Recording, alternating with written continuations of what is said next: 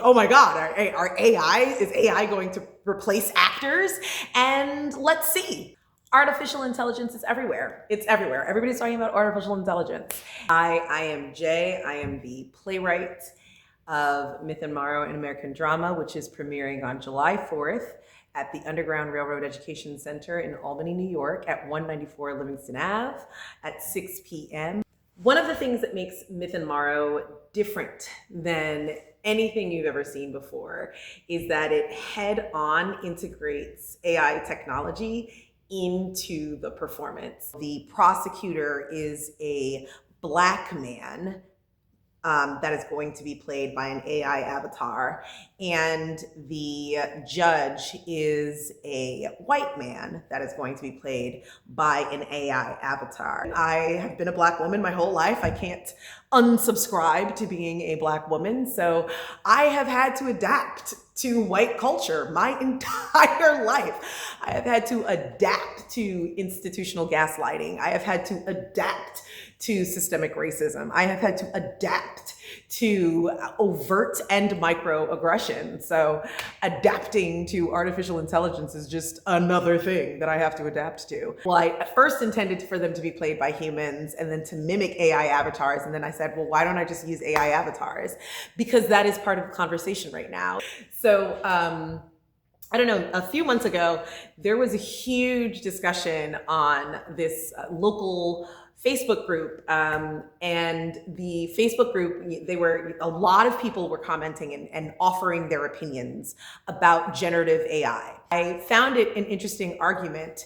For me, I feel like generative AI, there's no way that generative AI could possibly replace artists. I just don't see that happening. Artificial intelligence does not have human soul, and human soul can only be communicated by a human soul. And because I was so fascinated by that argument, I was like, well, I'm writing the script. I might as well just write this in there. And I certainly respect the arguments with regard to the environment, because I am a big advocate of environmental justice.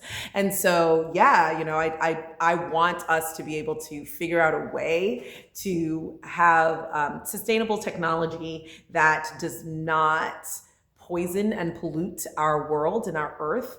I also enjoy the fact that there are some AI technologies that do kind of level the labor playing field and really point out some of the things in capitalism that are very much based on exploitation and a systemic racism and prejudice and in the inherent prejudices of our Eurocentric, white-centric culture. And if we're not careful, we will allow artificial intelligence to completely integrate dominant white supremacist nationalist culture and then view the world as though that's how it's supposed to be operating. I wanted the script to very much reflect what I'm saying about Black women. And the climax of the show is a declaration of independence from white and male fragility. And one of the things that I wanted to show with this piece is how technology is not going to eliminate racism. It is not going to eliminate prejudice. What technology does is it updates it. It uploads it, right? It just incorporates and integrates it into its operating system. Indigenous technologies confronting new technologies. I don't think that one has to cancel the other.